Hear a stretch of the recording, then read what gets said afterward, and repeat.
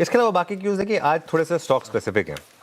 आज खुलते ही हमको भारतीय एयरटेल के शेयर पर फोकस करना होगा। देखिए मेरा मानना ये है, भारती का 3 महीने का चार्ट रखिएगा। कल भारती में ठीक ठाक रैली हुई थी, वैसे 3 महीने का चार्ट रखिएगा भारती का स्टॉक काफ़ी गिरा है।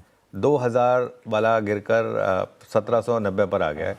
कहीं ना कहीं इसमें एक डर था अफ्रीका वाली डील को लेकर, क्योंकि जो पहले बातचीत हो रही थी, भारतीय एयरटेल के नंबर्स ठीक ठाक हैं, नंबर्स थोड़े फीके हैं एक्चुअली, लेकिन वो जो अफ्रीका वाली डील है ना वो बड़ी है। क्योंकि पहले बात हो रही थी कि आप कैश देंगे और बिजनेस एक्वायर करेंगे अफ्रीका का। अब वो कैश से नहीं हो रही है, शेयर स्वैप से हो रही है।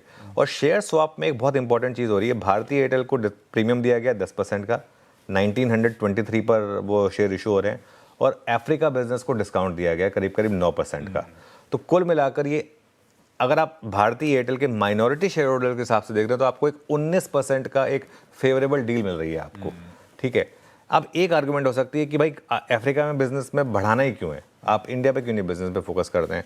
मैनेजमेंट का मानना ये है कि ये ईपीएस एक्रेटिव है, तो इस वजह से, क्योंकि ये मार्केट का एक बड़ा स्टॉक है, इसके लिए इसको सबसे पहले हम अपफ्रंट डिस्कस कर रहे हैं। इसने एक ओवरहैंग हटा दिया है बेसिकली यहाँ से।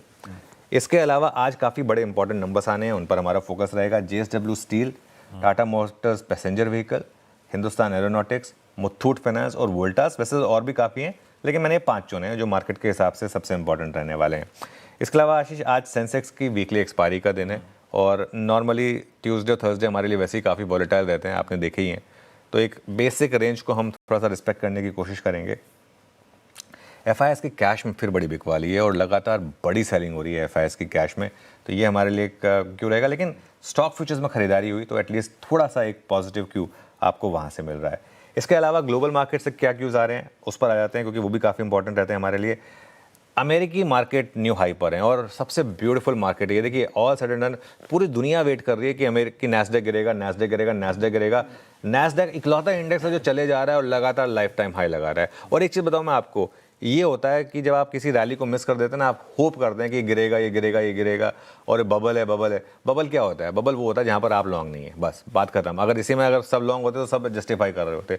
तो और ये अर्निंग्स के बेसिस पे चल रही है नैस्डैक की रैली, अगर आप देखें, भले ही नैरो कहें आप इसको, लेकिन जिस तरीके के नंबर्स एनवीडिया, ये सब इंटेल, एप्पल, ये सब लेकर आते हैं, हम लोग सिर्फ ड्रीम कर सकते हैं। इतनी बड़े बेस पे इस तरीके के नंबर्स डिलीवर करना, बिलियंस ऑफ डॉलर्स के बेस पे 20-20, 30 40% ग्रोथ दिखाना कोई आसान बात थोड़ी ना है, और इसीलिए मार्केट रिवॉर्ड कर रहा है उसको। देखिए मार्केट का बहुत सिंपल है, जहाँ पर अर्निंग्स ग्रोथ और जहाँ पर विजिबिलिटी है, मार्केट उसको रिवॉर्ड करता है, इसीलिए नैस्डैक चल रहा है। हमारी अर्निंग्स ग्रोथ अगर एक बार आ जाएगी ना, हम भी ऐसे चलेंगे। अभी लार्ज कैप क्यों नहीं चलते? क्योंकि अर्निंग्स ग्रोथ नहीं आती है। इसके लिए कच्चा तेल आशीष अभी भी हमारे लिए एक सबसे बड़ा फैक्टर बना हुआ है, और IEA जो इंटरनेशनल एनर्जी एसोसिएशन है, उसकी तरफ से एक और वार्निंग आई है।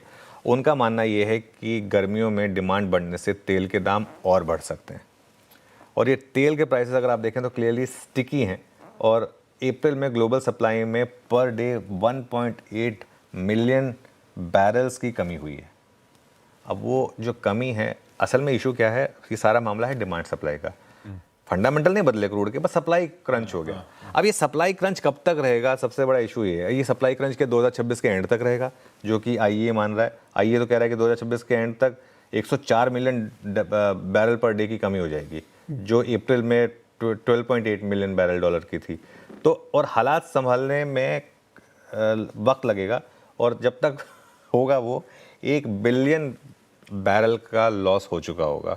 ये मॉर्गन स्टैनली कह रहा है। वैसे कल मॉर्गन स्टैनली की एक बहुत इंटरेस्टिंग रिपोर्ट आई थी इंडिया पर भी। वो सेंसेक्स के उन्होंने 3 बेस केस, बुल केस और बेयर केस सिनेरियो दिए थे। उसमें भी जो सबसे इंपॉर्टेंट है वो क्रूड है। अगर क्रूड 80 के नीचे आया तो बुल केस प्ले आउट होगा, क्रूड यहीं रहा तो बेस केस प्ले आउट होगा, और क्रूड 120 के ऊपर निकल गया तो फिर बेयर केस प्ले होगा। तो काफ़ी कुछ हमारे ना इसके ऊपर डिपेंड करता है, कच्चे तेल के ऊपर। कच्चा तेल कहाँ है? 80 के नीचे आया तो हमारे लिए बड़ा पॉजिटिव है, यहाँ रहा तो नेगेटिव तो है ही। 120 के पार निकल गया तो फिर हवन करने की जरूरत पड़ेगी। तो इस तरीके का इस समय मार्केट का सेटअप है।